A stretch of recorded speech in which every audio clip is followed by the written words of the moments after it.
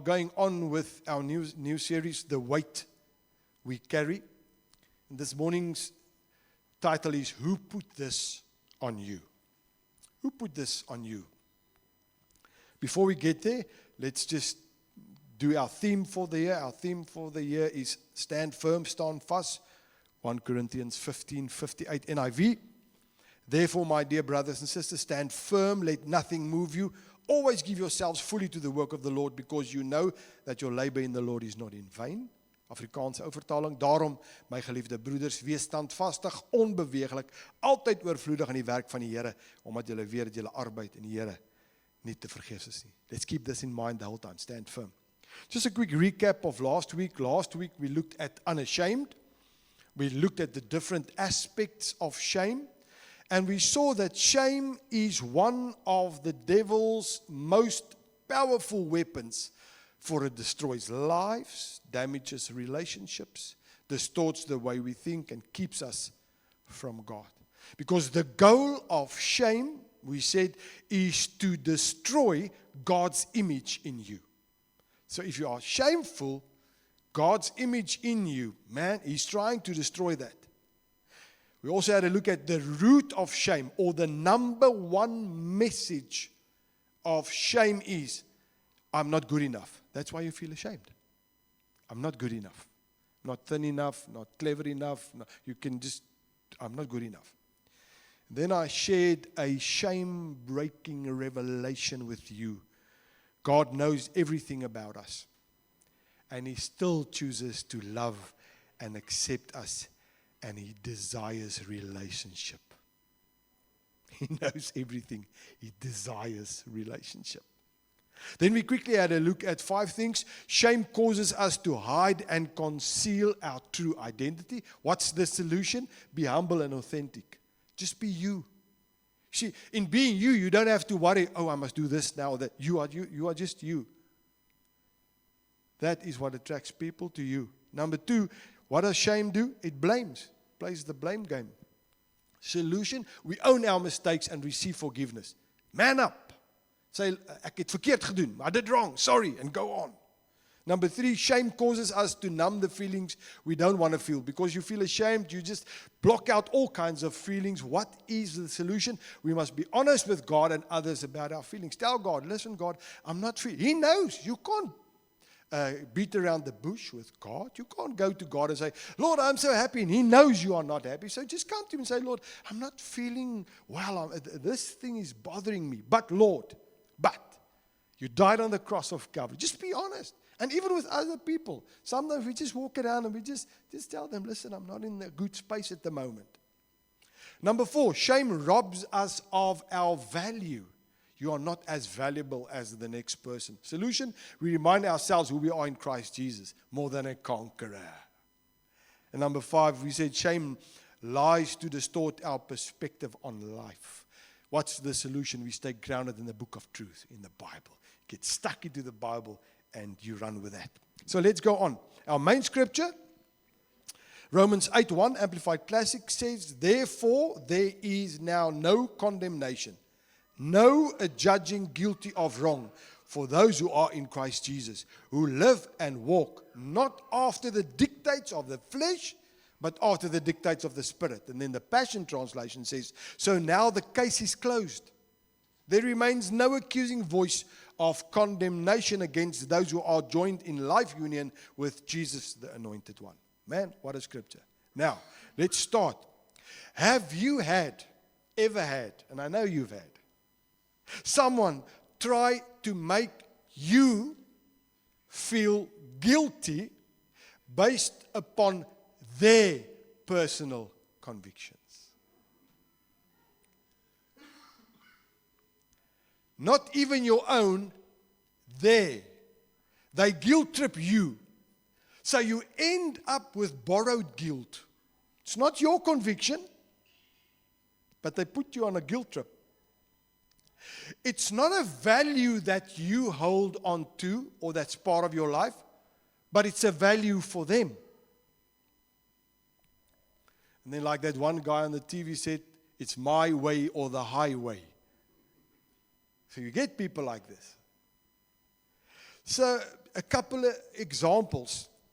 And maybe I'll touch on one or two things and let's just go. You've got to love me because I love you. You've got to love me. Like saying prayer before a meal.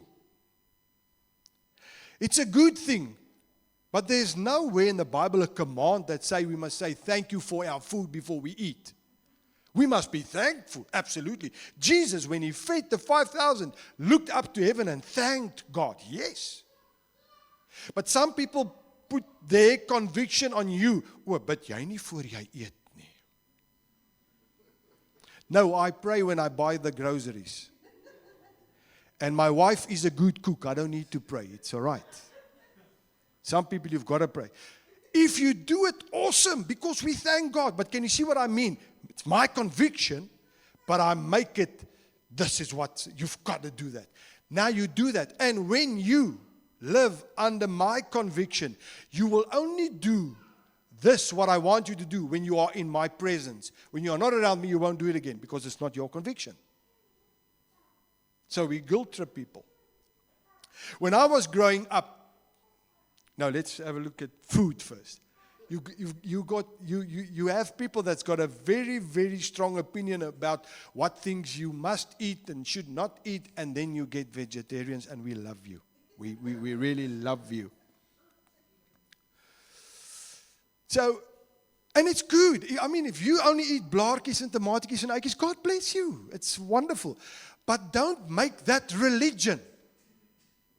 Don't go about telling other people, jy moet slaai eet. I do that. When I eat, as ek skaapvleisies eet ek groente. Because they walk around and eat grasses. So ek kry my groentetjies in. Whatever. So we shouldn't eat this. And then they go back to the law and say, but you're not allowed to eat. I love a little pork chop. I love it. So brain gebraaid. Ooh, a little bit of lemon. Yeah, I go food. Ne? A little bit of lemon on it. Wow. The next person does not eat it because of health reasons. Don't make it a religion. Because when Jesus died on the cross of Calvary, everything was sorted out. I can eat whatever I want to, and you eat whatever you want to. This is just food. When I was growing up in church, dancing, playing cards, going to the movies was out. Wearing denims was out. I had a set of denim. I bought myself some jeans and I thought, Here, as u nou kom, gaan ek hel toe. Jeans and all. And then I dated the pastor's daughter. Because I was always in church. Then we went somewhere and I had a pair of jeans. Oh, the only pair of jeans that I bought that time. In the car, because I went with my sister and her boyfriend. He had a license. They were older than me. So we went someplace. And then I would run into the toilet, put on my jeans. Come out, hey, ek het jeans aan. As long as the pastor don't see me. Playing cards, jy gaan hell toe. Movies, I loved movies. I've told you this before. But I would pray whenever I went to watch a movie, God, just don't come back right now. I just want to finish this movie. Lord, and I loved karate movies. And dit was nog even meer van die duivel. So I would say, Lord, let Bruce Lee just chop this guy, and let it finish, and then you can come. And then I go out of the movie, and I'm so glad, the Lord did not come. And I watched Bruce Lee. Man, what a bonus. Dancing. It's out. Jy gaan reg uit hel toe. This is how I grew up. Somebody's conviction, and they guilt tripped us. Nowhere in the Bible. Certain holidays. You get different people with different opinions. Our theme is, who put it on you? Ne? Different holidays. Christmas, Christmas tree, Easter, Easter bunny, Valentine's Day. Ooh, we had somebody that up there in Groblersdal with our Christian school, we should never celebrate Valentine's Day because it's this and that. And oh my goodness. Easter is not about a bunny, but I love a chocolate egg. But the focus is Jesus. The most important is Jesus. But you get people that's got strong opinions and they make their opinion, which is their conviction, religion, and they try to convict you, and then you live according to that. The guilt, the weight that we carry. A lot of the time, we walk around with borrowed guilt. Borrowed guilt. But let's have a look at Romans 14. I don't want to take a lot of time, but I want to go through it quickly. And in Romans 14, we get a lot of answers concerning a lot of things of life. If we have a look at Romans 14, remember, it's a continuous letter. So in Romans, so the previous chapters, it's one letter. It's not like we have our Bible today. And the theme of the preceding paragraphs and the letter was talking about commitment to love one another. So now it goes on, and it says the following, Romans 14, verse 1 and 2 in the New Living Translation. Accept other believers who are weak in the faith, because we need answers, ne? And don't argue with them about what they think is right or wrong. For instance, one person believes it's all right to eat anything, but another believer with a sensitive conscience will eat only vegetables. So we all live by personal convictions in our life. We cannot and must not live our lives connected to the convictions of other people. It's what's in my life. It depends on our upbringing. It depends on our background, spiritual growth, maturity, and.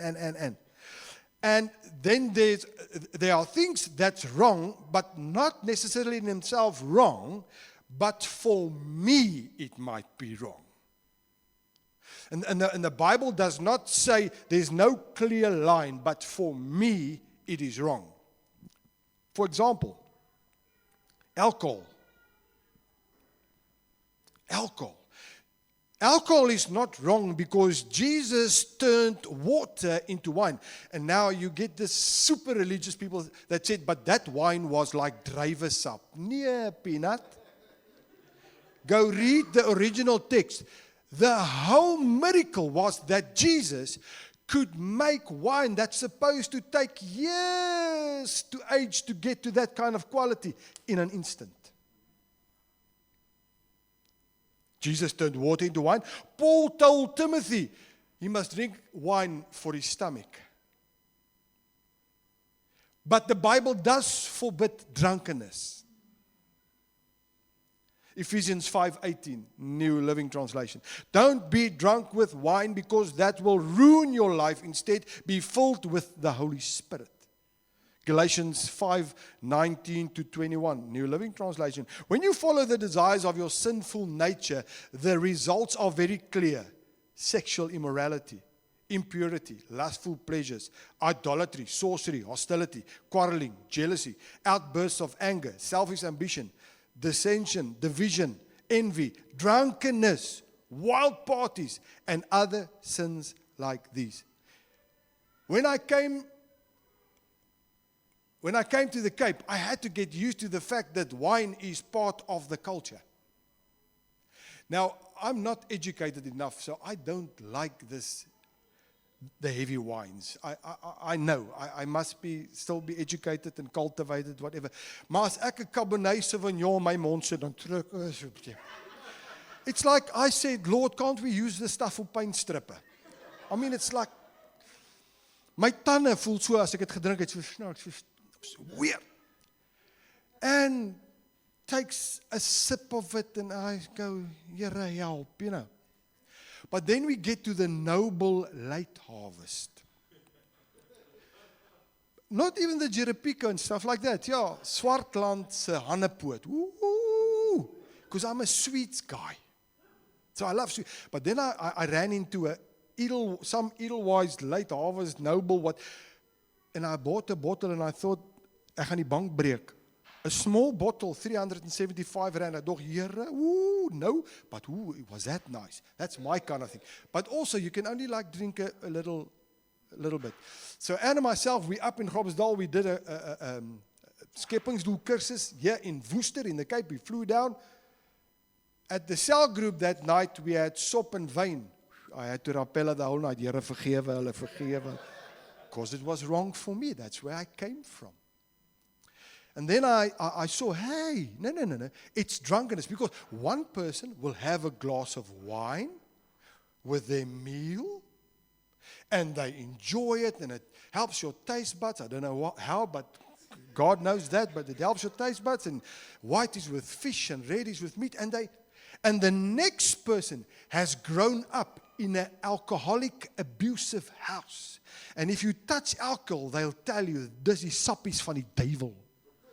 That's the devil's juice. And they'll go full out against that.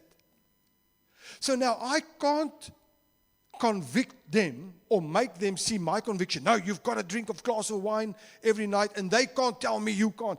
It's a personal conviction. The Bible does not warn against the drinking of alcohol, but against the effect thereof. So it's a personal thing. But now I make it a religion, and I preach it from the pulpit.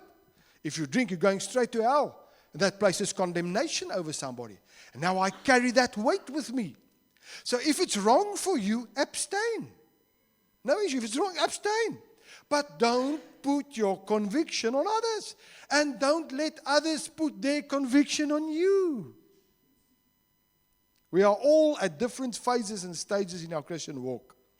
Remember what Paul said, 1 Corinthians 10, verse 23 to 24. I have the right to do anything. You say, but not everything is beneficial. I have the right to do anything, but not everything is constructive. No one should seek their own good, but the good of others. Let's go on with Romans 14, verse 3 and 4, NLT.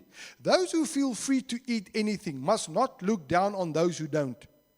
And those who don't eat certain foods must not condemn those who do, for God has accepted them. Who are you to condemn someone else's servant? Their own master will judge whether they stand or fall. And with the Lord's help, they will stand and receive His approval. We should not try to force others to live by our standards. If it's not in the Bible, like it's black and white, don't steal, then, and if it's a gray area, I can't convince them. I can't believe that you would do such and such a thing. Guilt tripping. Guilt tripping. And like I said, if you try to make me live according to your conscience, I will only do it when you're around. When you're not there, I'll go, yee. Why? Because it's not a core value of my life. And this will only be behavior modification and not heart transformation. Not heart transformation. Rather, we must live by example, because Paul says, follow me as I follow Christ. That people see in our life and then come to a decision because of the values in our life and say, you know what? I want to do it the way you do it. Then it becomes a value system and a conviction in their lives. You see, in the gray zones, our goal is not to be who's right and who's wrong. It's to protect the unity of the family. Because in verse 1 of Romans 14, the key is accept and don't argue. Accept, don't argue. And in verse 3, it says, must not look down, must not condemn.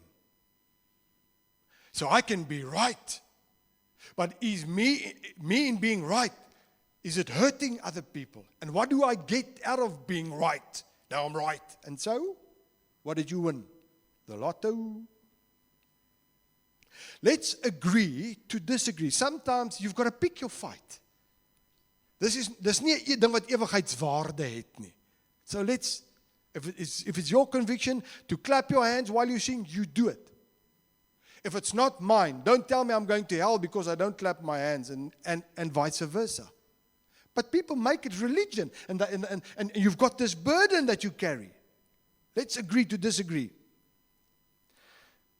It's much more important, the unity, than one person being right. Conflict normally arises when we criticize or judge others based upon our conviction rather than Scripture. There's a command that says we need to forgive one another, even if we don't feel like it. So we are disobeying the word if we don't forgive. So what do I say? We must firmly stand where the Bible says stand. Don't steal, don't kill, stand. Love one another. And where there's no, am I allowed to eat this? What is your personal conviction? What's your upbringing? Does it measure the word? If it's not in the word that says, moet nie chocoladekoek eet met condensed milk op nie, then you don't eat it. But luckily that's not in the Bible, because that's one of my favorites.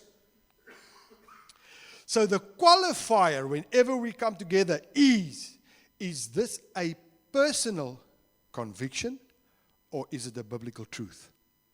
Because if it's the Bible, it's the Bible. But if it's not, back off.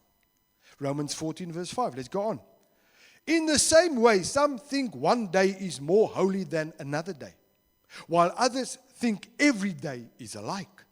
You should each be fully convinced that whichever day you choose is acceptable. Because it's not about the day, but it's about rest. Our human body is created. You can't operate 7 days a week, 24 hours, 365 days. You can't. That's why there's a day of rest. So somewhere you have to rest. But now I say you cannot do anything on a Sunday because it's holy. Daai mense vrek van die honger, maar hulle gaan nie spar toe nie, anders gaan hulle hel toe. Why? Because the pastor said so. I had a person in my congregation up in Groblersdal came to me and said, he's like, at the moment, it's mad on the farm. They're working until a Saturday, Sunday, he comes to church, but he doesn't get to Spar, to whatever, just to buy a couple of things for the house. And I said, no, you are more than welcome. Just, no, it's holy. To say, quickly show me where you get that. Quickly show me in the Bible. And then he said something about the olden Sabbath, and I said, oh, you know when the Sabbath is, according to the law. Friday night when the sun goes down until Saturday night when the sun goes down. It's not even on a Sunday. But church happens on the Sunday because the New Testament church gathered on a Sunday. You can go read the Bible. So I said it's about, I can keep the day and be far from God. Or I can revere God and say, you are awesome, and go to the shop and buy my bread and my milk and my boereworsie to braai. It's a heart condition. God said you can't work 7 days a week. Somewhere you have to relax. So now I make it religion. And I say, nobody works on a Sunday. Condemnation. If you are convinced, go for it. It's not an issue. I won't put my conviction on you, and I will not take your conviction on me, because I will not carry this guilt, this borrowed guilt. You see, our conscience is meant to determine what is right and wrong in these areas. I don't set the moral compass for you according to my convictions. The Bible says God's word and the Holy Spirit in us do. Yes, absolutely. Just because we feel something is wrong for us does not make it wrong for somebody else. Let's take a look. TV's long time ago, ooh, that was the devil. They called it the een-oog devil, the one-eyed devil. We had it preached from the pulpit. If you have a TV in your house, you'll go straight to hell. And then I started dating the pastor's daughter, and I found a TV in his room. I thought, hey? And that time when you got TV, it was black and white TV. And it only started 6 o'clock at night with your vlaggietjie en your horlosiekie, tick, tick, tick, tick, tick. And somewhere it went off as well. That's that. Man. So then TV. No, TV is from the devil. No, that's not. Nowhere in the Bible does it say don't have a TV. But if it's your conviction that you don't want a TV, then go for it. It's fine. It's not an issue. Don't make it a religion. Don't try to put me on a guilt trip. Movies. You get people who like action movies and they're a bit violent, and you get other people who watches horror movies and whatever. Hey, I just feel if it's uncomfortable, get out of it, man. We've got the Holy Spirit in us. We've got the Holy Spirit in us.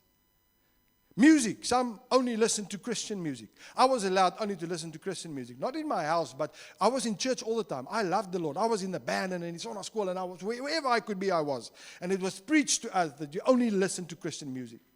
And I love music, so I couldn't listen to others. I only listened to Christian music. But now and then I'll visit a friend, and he listened to Radio 5. Out of the pit of hell. But it was so nice.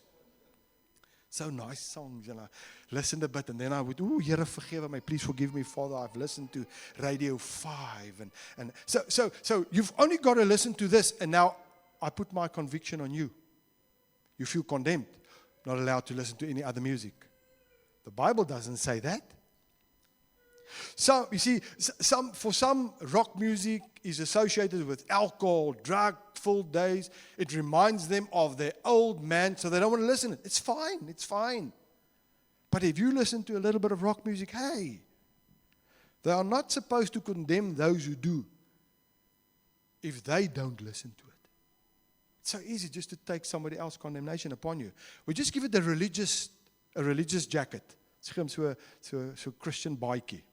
And when you say it, you gooi in as well. Now it's like, you can't do that. Let's go on. Verse 6. Those who worship the Lord on a special day, do it to honor Him. Those who eat any kind of food, do so to honor the Lord, since they give thanks to God before eating. See, they give thanks to God. And those who refuse to eat certain foods also want to please the Lord and give thanks to God. For we don't live for ourselves or die for ourselves. If we live, it's to honor the Lord. If we die, it's to honor the Lord. So whether we live or die, we belong to the Lord. Christ died and rose again for this very purpose, to be the Lord both of the living and of the dead. Our ambition should be, Lord, I want to honor you. Let my life honor you. What's my goal? A life that brings glory to God. Not to please one another or to convict one another. Based on our upbringing, and I say it again, and our spiritual growth, and our relationship with the Lord and the Holy Spirit, it will determine the convictions we live by. If you are in the Word, then the Word will tell you, don't do this, don't do that. This is life, this is not life. Look at what it says in the following verses. About eating. Should I say this? Ja, kom ons gooi dit gou in. I hope I don't offend anybody. When I worked up in Joburg, I worked with a guy, I won't mention his name, no names, no backdraw. He was a dedicated Muslim. And then Fridays, we would make turns at the end of the month when we get salary. One Friday, he will buy us lunch. And then at the end of the month, the next Friday, I will buy lunch. So we worked in Joburg and in Fordsburg. There were some nice places, and Oriental Plaza and all those places. So nice food and stuff. So when it's his turn, he would go and buy us halal food. Hallelujah. Halal food. So he'd stop by something fishy in Fordsburg, the halal place, and then he would come to me and say, will you eat? I'll say, give it. Give me the food. And then I'll take the food and I'll say, Lord, thank you for the food. I bless it. And I would say thank you. And I would eat like a spookspot. But then I was a bit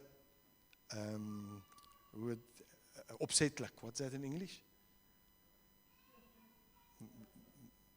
Yeah, sorry, we missed that.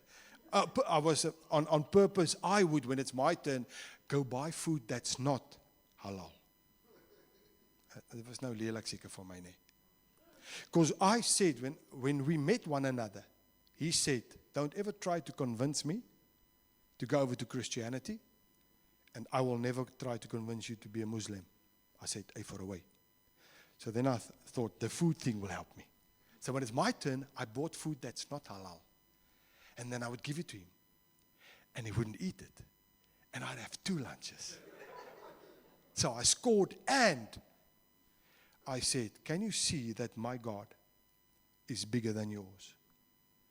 And then he would say, why? I said, I can eat your food, but you cannot eat my food. So it was a tool to get a message across. The one eats it.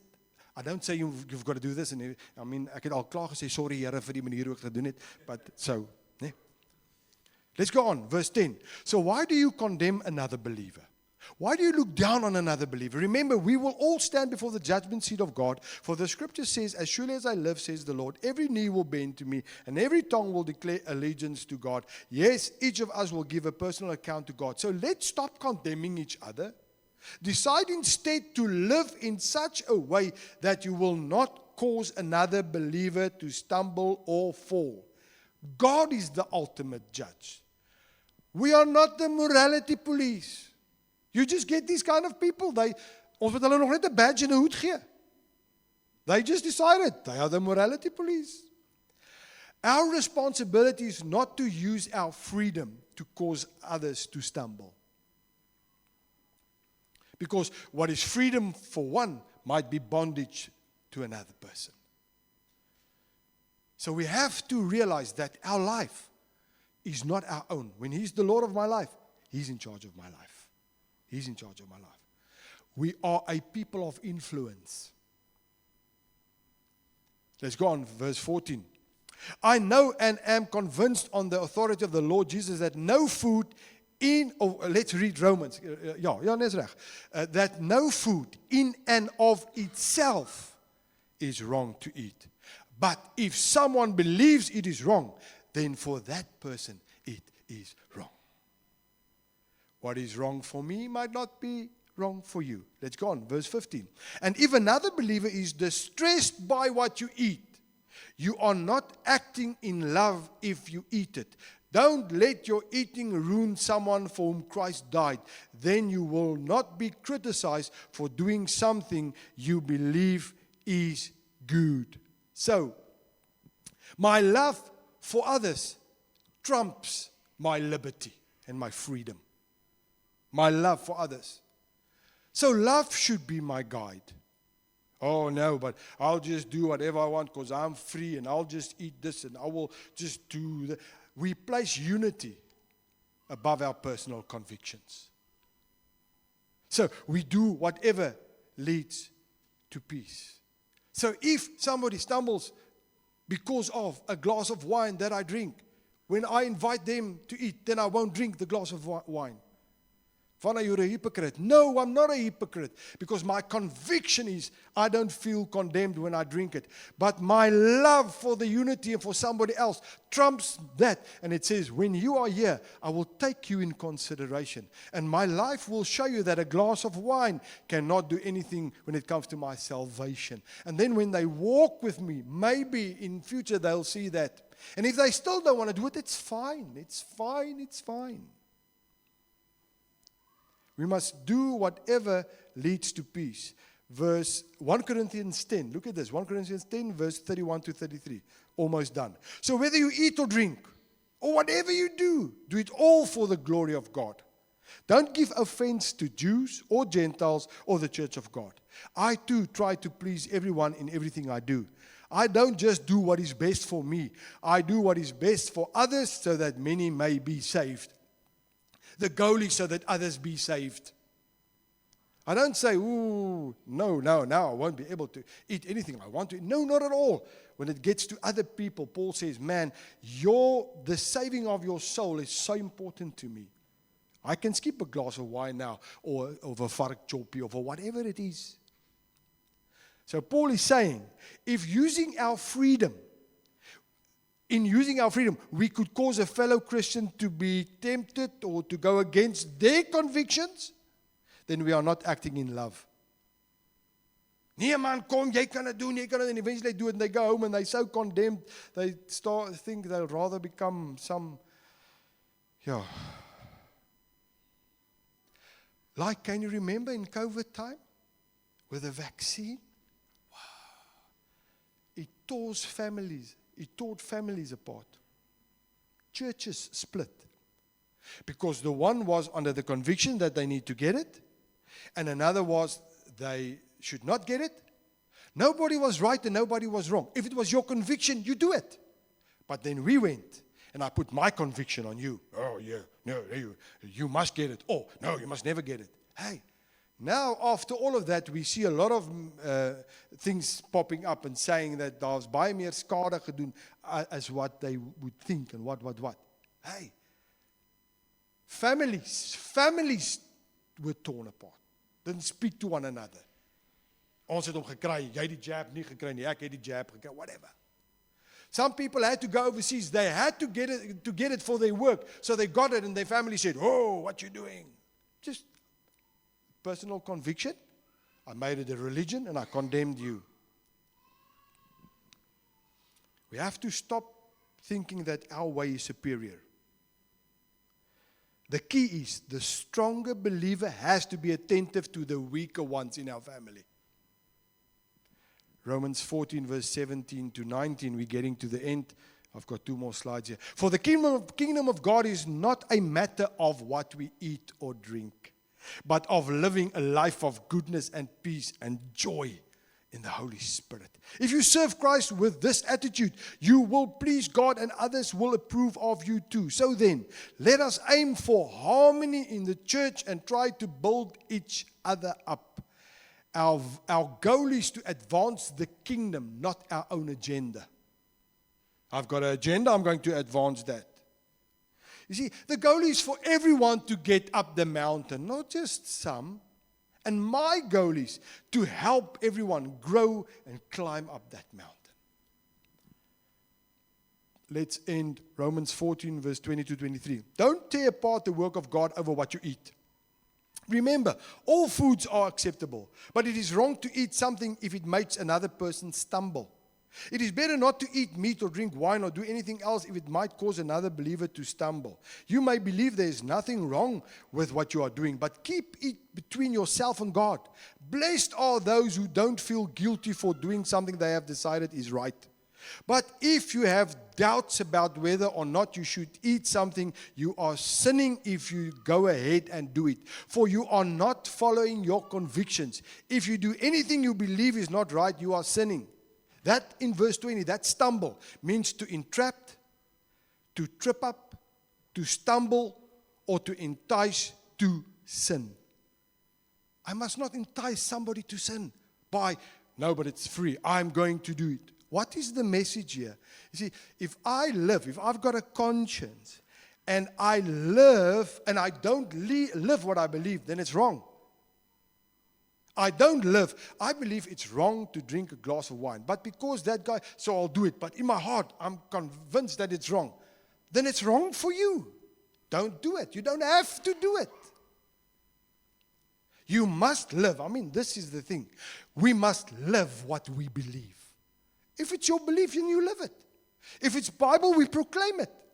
If it's an area, a personal thing, then I back off. If you want to know what my personal conviction is, then I can sit down and I can chat with you and say, I don't do this because of.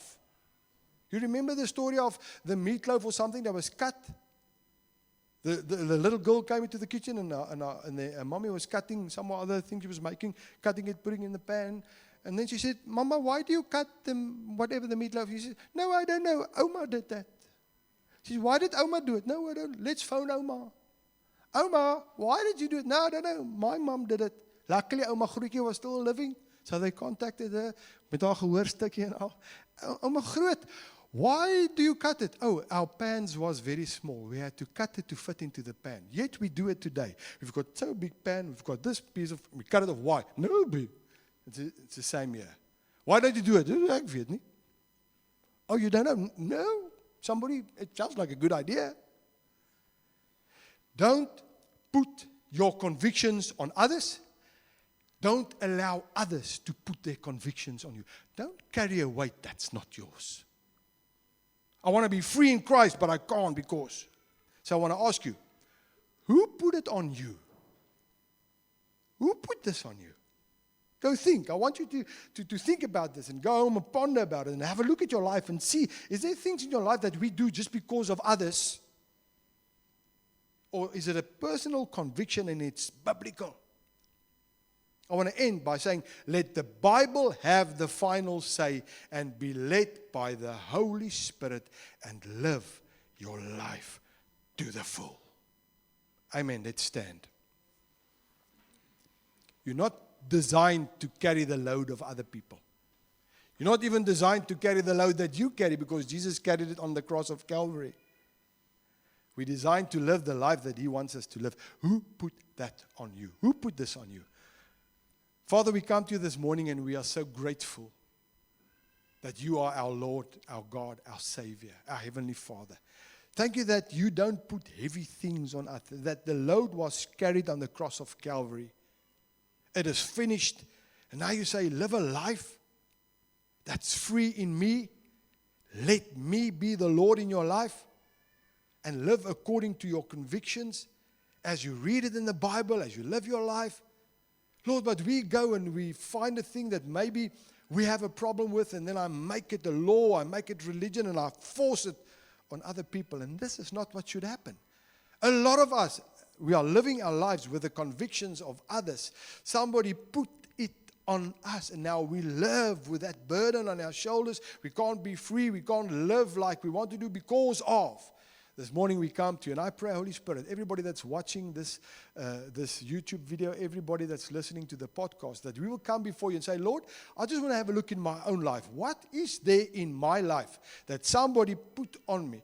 Even if it was of good intention, that is not what I should be carrying. Then I want to give it to you this morning. Lord, and I want to say, if the Bible says it's wrong, then it's wrong. No argument. But if it's not, if it's a personal matter, then I want to pray that we will be free to live our lives as you, Holy Spirit, lead us and prompt us to live our life every day. Help us to not convict other people by the things we say and by the things. If it's wrong for us, it's not necessarily wrong for everybody. When the Bible says it's wrong, it's wrong. So we bring this before you this morning. It's part of the weight that we carry. Unnecessary weight. Borrowed guilt. I didn't even ask for it. It was put on me, but I took it and I live it. We give it to you this morning. I ask, Holy Spirit, that you will work in hearts so that we will be totally free and live, or let Jesus live his life in and through us. I pray it in the wonderful name of Jesus. Amen.